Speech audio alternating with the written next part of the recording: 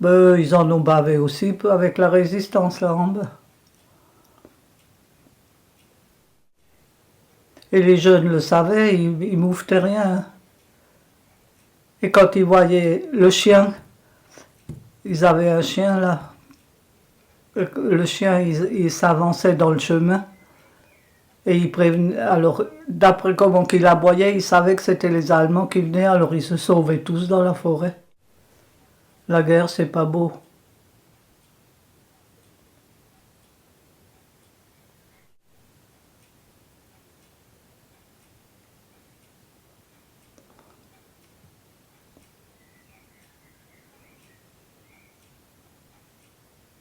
Maintenant, c'est vite fait parce qu'avec le nucléaire, ils ont vite fait de démolir tout.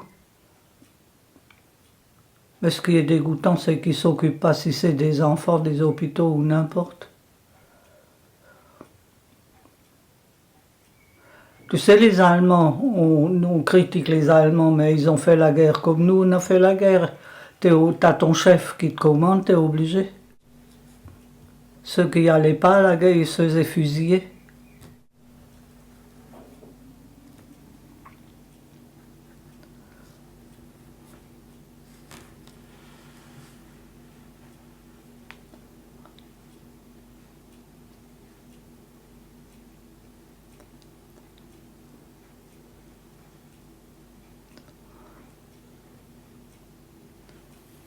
Mon père, il est rentré de l'Allemagne le 5 mai, quand il y a eu l'armistice ici.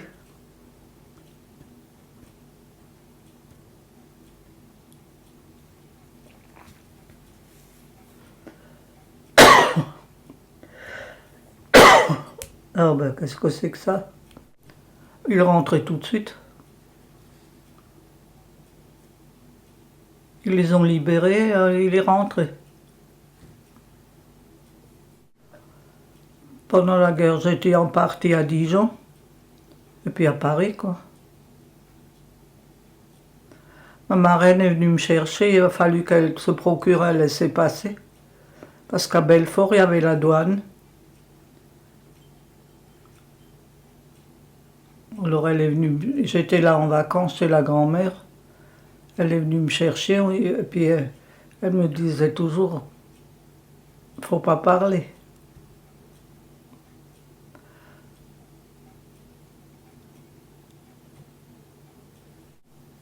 À la déclaration de la guerre, on était tous là en vacances. Mon père, là, m'a fait tout le monde dans la maison là-bas.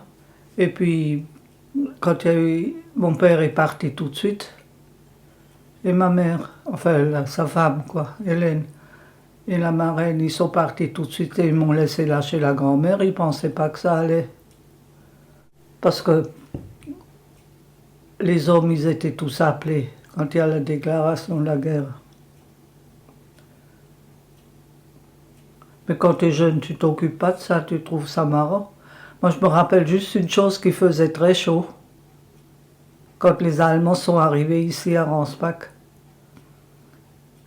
Parce que j'avais, à l'époque, on avait des petites chemisettes, l'été comme hiver, on n'était pas...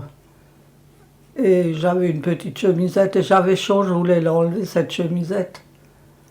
Et puis ma grand-mère disait, c'est pas le moment d'enlever la chemisette, il faut mettre d'autres choses encore par-dessus, justement, le plus possible pour emmener, qu'on puisse emmener le plus. Et il a fallu qu'on aille, il y avait des maisons qui étaient désignées pour abri, il faut se camoufler dedans. Et la maison en face de chez Laurent, là, où il y a Carole, là où il y a la porte en bas de la cave, là, c'était un abri, on rentrait tous là-dedans.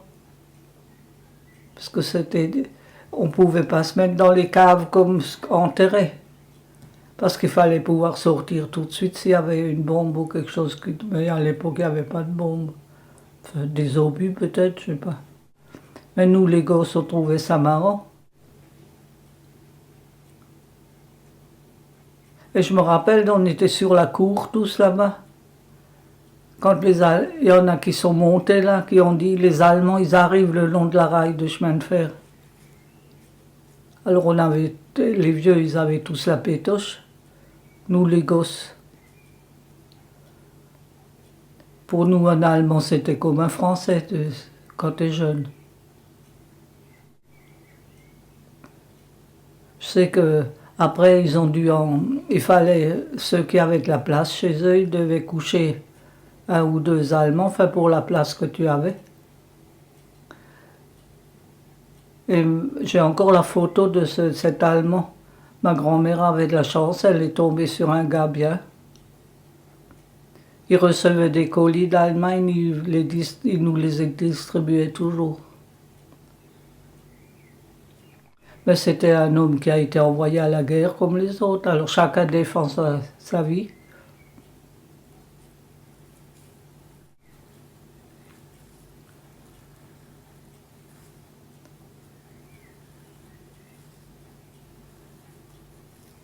La marraine, elle avait... Mon parrain, il travaillait à Dijon, alors on est parti là-bas. C'était la campagne, on était tranquille. On n'avait pas de conflit là-bas. Bon, il fallait pas faire de choses que les Allemands... Parce que quand c'était interdit, hein, c'est pas comme maintenant.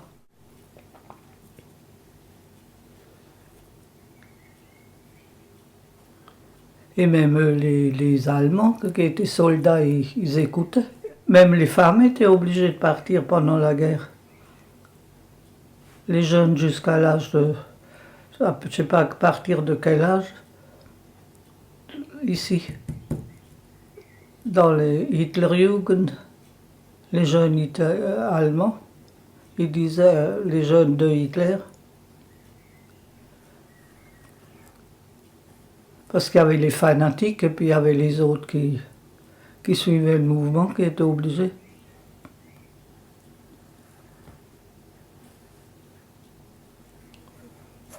Ça n'a pas beaucoup changé de ce côté-là.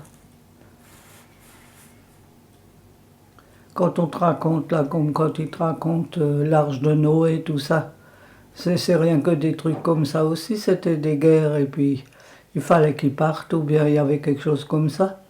Mais à l'époque, ils croyaient en tout ce qu'on leur disait. Les livres que je lis, c'est des anciens livres, c'est comme ça. Beaucoup de choses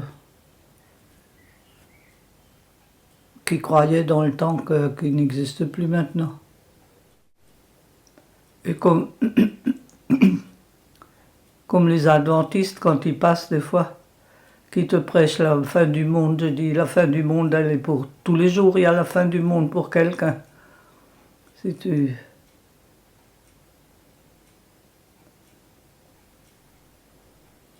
Et ton père, comment que ça va?